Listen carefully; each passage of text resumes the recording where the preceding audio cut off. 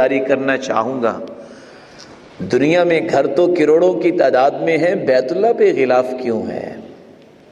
کیونکہ اس جیسا گھر دنیا میں ہے ہی نہیں۔ کتابیں تو کھربوں کی تعداد میں پرنٹ ہو چکی ہیں، قرآن مجید پہ غلاف کیوں ہوتا ہے؟ باقی کتابوں پہ غلاف کیوں نہیں چڑھایا جاتا؟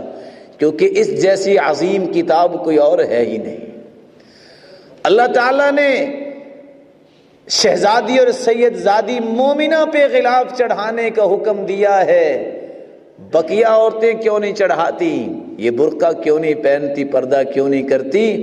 کیونکہ پردہ کرنے والی جو باحیا عورت ہوتی ہے، ایسے ایمان والی عورت دنیا میں ہوتی بھی کوئی نہیں ہے۔ اور یہی وہ عورت ہے جس کے بارے میں اللہ کے رسول صلی اللہ علیہ وسلم نے فرمایا تھا، الدنیا کلها متاع وخیر متاع الدنیا المرأة الصالحہ۔ یہ دنیا مال و متاع ہے، لیکن سب سے قیمتی متاع دنیا میں یہ ہے نیک عورت۔ اللہ تعالیٰ یہ بات سمجھنے کی توفیق عطا فرمائے۔ رسول اللہ صلی اللہ علیہ وآلہ وسلم پر ایمان لانے والوں کی یہ کیفیت تھی۔ پھر اس دن کے بعد ایسا نہیں ہوا۔ معاویہ بن قرہ رضی اللہ تعالی عنہ جب اللہ کے رسول صلی اللہ علیہ وسلم کے پاس آئے، کیا دیکھتے ہیں؟ دیکھا کہ رسول اللہ صلی اللہ علیہ وآلہ وسلم کے بٹن کھلے ہوئے ہیں، گرمی ہوگی۔ راوی بیان کرتے ہیں، فما رأيت معاویہ ولبنہ فی صیف ولا شتاء الا مطلقة ازرارہما۔ اس دن کے بعد میں نے دیکھا معاویہ اور اس کے بیٹے کو کہ ان کے بٹن کھلے ہی نظر آئے، کیونکہ ہادی و مرشد کو انہوں نے اس حالت میں دیکھا تھا۔ رسول اللہ صلی اللہ علیہ وآلہ وسلم کے اعمال کو نمونہ سمجھنے والے وہ اپنی جانیں چھڑک سکتے ہیں، لیکن اس طریقے کو نہیں چھوڑ سکتے۔ اس لیے رسول اللہ صلی اللہ علیہ وآلہ وسلم نے یہ بات سمجھائی تھی جو آج امت کو سمجھ نہیں آ رہی۔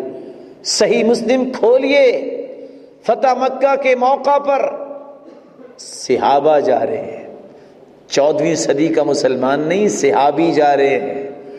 14ویں صدی کے سارے مسلمان جمع ہو جائیں، ایک صحابی کے ایمان کا مقابلہ نہیں کر سکتے۔ صحابہ کی جماعت ہے۔ فلما بلغ قراع الغمیم، جب قراع غمیم جگہ پہ پہنچے تو حکم ہو گیا روزہ افطار کر لو۔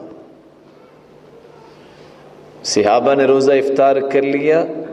چند صحابہ نے سوچا طاقت ہے، ہم روزے کا بھی اجر لیتے ہیں، اور اگر جہاد کرنا پڑا تو اس کا بھی اجر لیں گے۔ میں آپ سے گزارش کرنا چاہوں گا، صحابی روزہ رکھے، اور روزہ اللہ کی راہ میں۔ ما من عبد يصوم يوما الا باعد الله بذلك اليوم وجهه عن النار 70 خريفا۔ ایک روزہ اللہ کی راہ میں جو رکھتا ہے، قیامت کے دن 70 سال جہنم سے دور کر دیا جائے۔ فضیلت ہے روزے کی۔ رکھنے والا کون ہے؟ صحابی ہے، اور ہیں کس کے ساتھ؟ رفاقت نبوی ان کو میسر ہے۔ اور نیت کیا ہے؟ خالص، کہ چلو روزے کی بھی اجر مل جائے اور جہاد کا بھی اجر مل جائے۔ نیت بھی خالص ہو، صحابی بھی عمل کرے۔ سرتاج رسول کو جب یہ خبر ملی، قیل ان بعضهم، بعض صحابہ نے روزہ افطار نہیں کیا۔ رسول اللہ صلی اللہ علیہ وسلم نے خوشی کا اظہار کیا کہ کچھ ایسے بھی میرے ساتھی ہیں جو اس بات کی طاقت رکھتے ہیں کہ روزہ بھی رکھ لیں اور جہاد بھی کریں۔ فرمایا جنہوں نے میری بات سننے کے بعد روزہ افطار نہیں کیا، اولئک العصاة، اولئک العصاة، یہ گنہگار ہیں، یہ گنہگار ہیں۔ نیت بھی خالص، عمل بھی صحابی کر رہا ہے۔ اگر نیت خالص بھی ہو، عمل بھی اچھا ہو، جب تک وہ رسول اللہ صلی اللہ علیہ وآلہ وسلم کے حکم کی روشنی میں نہیں ہے، وہ قابل قبول نہیں ہے۔ اس لیے میرے بھائیوں، اللہ سے دعا کیجئے اللہ مالک الملک ہمیں اس بات کی توفیق عطا فرمائے کہ ہم اپنی زندگی کے رویوں اور زاویوں کو درست کریں تو رسول اللہ صلی اللہ علیہ وآلہ وسلم کے اقوال و اعمال کی روشنی میں درست کریں۔ قرآن مجید نے اسی لیے ان لوگوں کے لیے خوشخبری سنائی ہے جو لوگ اس طرح کی اطاعت کرتے ہیں، اپنے قول و عمل کو درست کرتے ہیں اور اس کے لیے رول ماڈل سمجھتے ہیں سرتاج رسول کی شخصیت کو، فرمایا اس سے بڑھ کر دنیا اور آخرت میں کوئی کامیاب نہیں ہے۔ وَمَن يُطِعِ اللَّهَ وَرَسُولَهُ يَا أَيُّهَا الَّذِينَ آمَنُوا اتَّقُوا اللَّهَ وَقُولُوا قَوْلًا سَدِيدًا يُصْلِحْ لَكُمْ أَعْمَالَكُمْ وَيَغْفِرْ لَكُمْ ذُنُوبَكُمْ وَمَن يُطِعِ اللَّهَ وَرَسُولَهُ فَقَدْ فَازَ فَوْزًا عَظِيمًا۔ جو اللہ اور اس کے رسول کی اطاعت کر لیتا ہے وہ تو بہت بڑی کامیابی حاصل کر گیا۔ اللہ یہ کامیابی ہمارے نصیبے میں فرمائے، بلکہ فرمایا قیامت کے دن انعام یافتہ لوگوں کی رفاقت اس کو نصیب ہوگی۔ کون سی ہستیاں ہیں انعام یافتہ؟ وَمَن يُطِعِ اللَّهَ وَالرَّسُولَ فَأُولَئِكَ مَعَ الَّذِينَ أَنْعَمَ اللَّهُ عَلَيْهِمْ مِنَ النَّبِيِّينَ وَالصِّدِّيقِينَ وَالشُّهَدَاءِ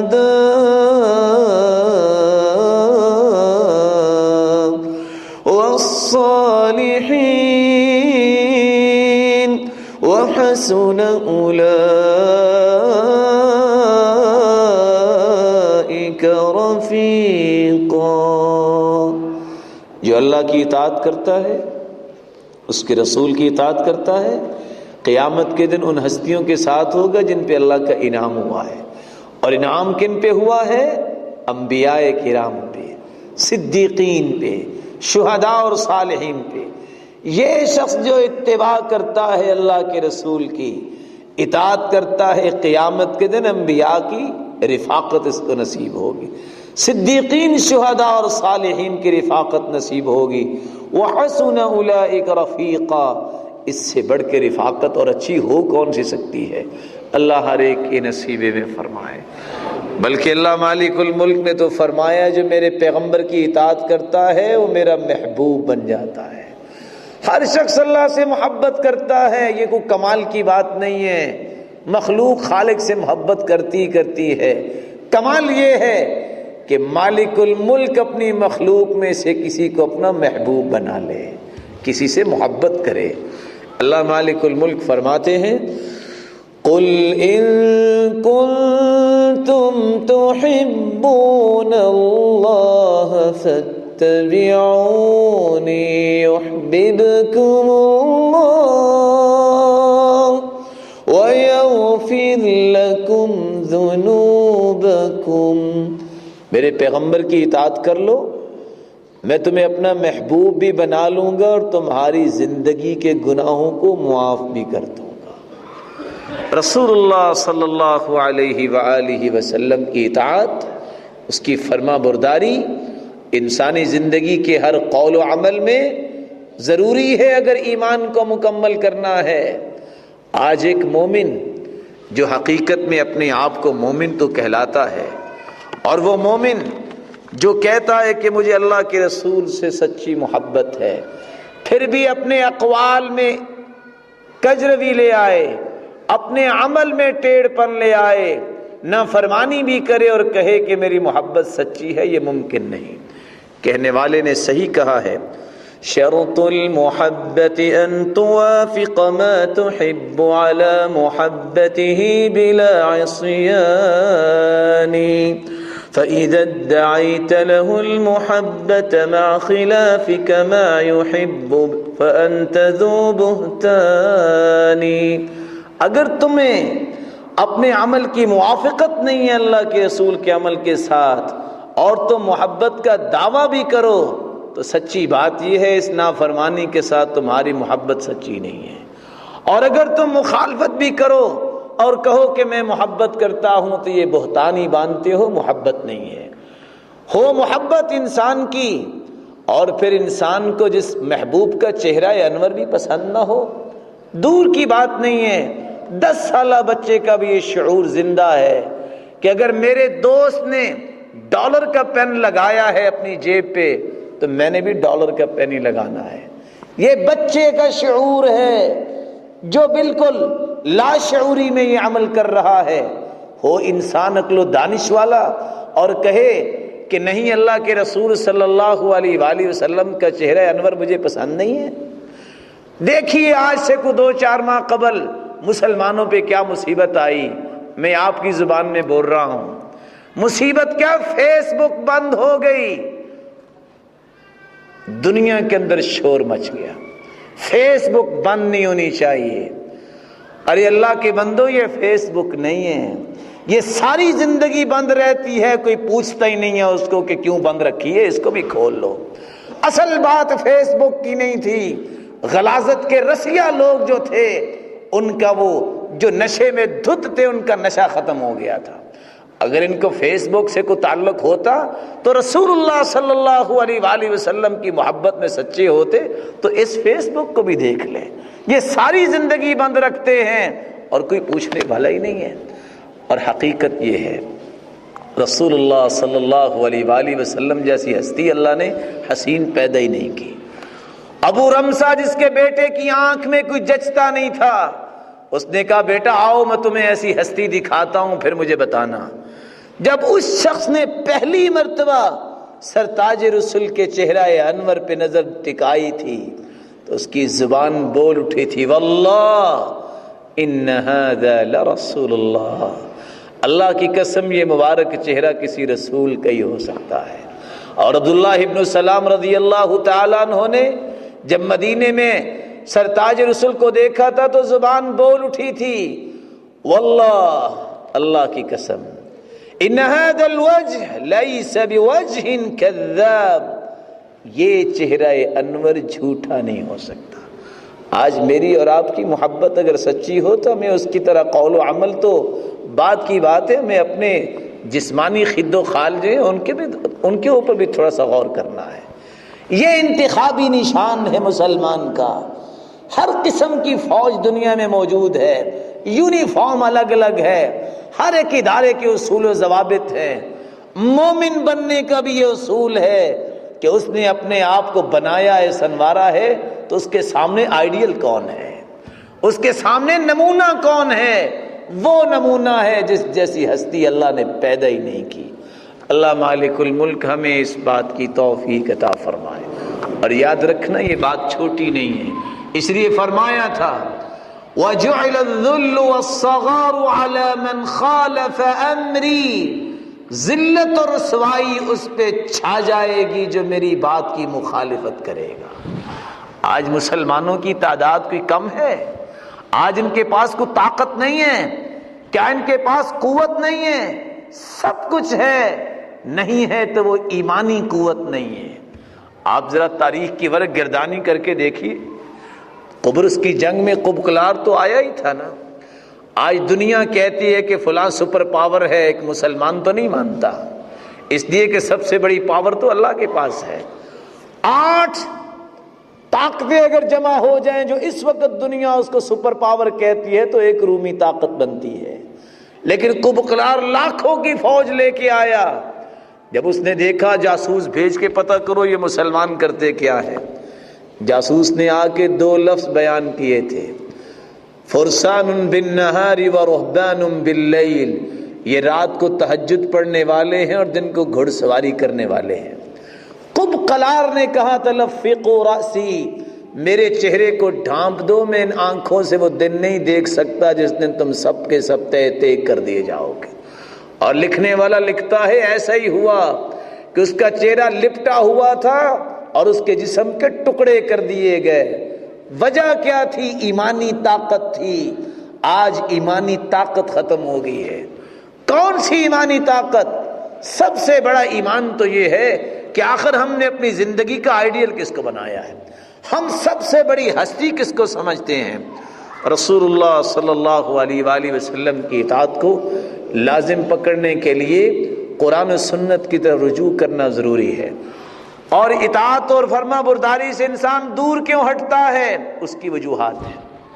سب سے پہلی وجہ، جب انسان جاہل رہتا ہے اور جہالت کی بنیاد پہ زندگی گزارتا ہے، وہ اطاعت و فرما برداری نہیں اختیار کر سکتا، اور بات وہ کرتا ہے جو علم کی روشنی میں نہیں ہے، وہ اعراض کرتا ہے سنت سے، وہ اعراض کرتا ہے اللہ کے رسول صلی اللہ علیہ وسلم کے طریقے سے۔ اللہ مالک الملک فرماتے ہیں وَلَا تَقْفُ مَا لَيْسَ لَكَ بِهِ عِلْمٌ إِنَّ السَّمْعَ وَالْبَصَرَ وَالْفُؤَادَ كُلُّ أُولَئِكَ كَانَ عَنْهُ مسئولا۔ حکم یہ ہے جس بات کا پتہ نہیں ہے وہ بات زبان سے نہ نکالو۔ فَاسْأَلُوا أَهْلَ الذِّكْرِ إِن كُنتُمْ لَا تَعْلَمُونَ، نہیں پتہ کسی عالم سے پوچھ لو۔ اور سب سے بڑا علم اس قرآن مجید کے اندر ہے جس کو آج ہم نے بھلا دیا ہے۔ رسول اللہ صلی اللہ علیہ وسلم کے صحابہ جب ان سے سوال کیا جاتا، بیان کرتے ہیں تابعی ما نسأل اصحاب محمد صلی اللہ علیہ وسلم عن شيء الا وعلمه في القرآن ولكن قصر علمنا منه۔ ہم نے جب بھی کسی صحابی سے سوال کیا اس کا جواب وہ قرآن مجید سے ہی دیا کرتے تھے۔ آج ہمارا علم ناقص ہے، ہمیں کسی سوال کا جواب ملتا نہیں ہے کیونکہ ہم نے قرآن مجید کو علم سمجھا نہیں۔ اور حسن بصری رویا کرتے تھے، کہتے تھے اذا اردتم العلم فانصروا هذا المصحف فان فيه علم الاولین والآخرین۔ لوگوں اگر تمہیں علم چاہیے تو قرآن کھول لیا کرو، اس میں سابقہ جتنی کتابیں نازل ہوئی ہیں ان کتابوں کا علم بھی موجود ہے، اور رہتی دنیا تک جو ضرورت ہے انسان کو اس کا علم بھی موجود ہے۔ انسان اتباع سے دور ہوتا ہے جب اپنی عقل پہ اعتماد کرتا ہے، جب اپنی رائے پہ اعتماد کرتا ہے تو پھر انسان اتباع نہیں کر سکتا۔ قرآن مجید میں اللہ مالک الملک اس لیے فرماتے ہیں وَلَا تُطِعْ مَنْ أَغْفَلْنَا قَلْبَهُ عَنْ ذِكْرِنَا وَاتَّبَعَ هَوَاهُ وَكَانَ أَمْرُهُ فُرُطًا۔ ایسے لوگ وَلَا تُطِعْ مَنْ أَغْفَلْنَا قَلْبَهُ عَنْ ذِكْرِنَا، جن کے دل میں قرآن و سنت کی اہمیت نہیں ہے، ان کی بات ماننے کی ضرورت نہیں۔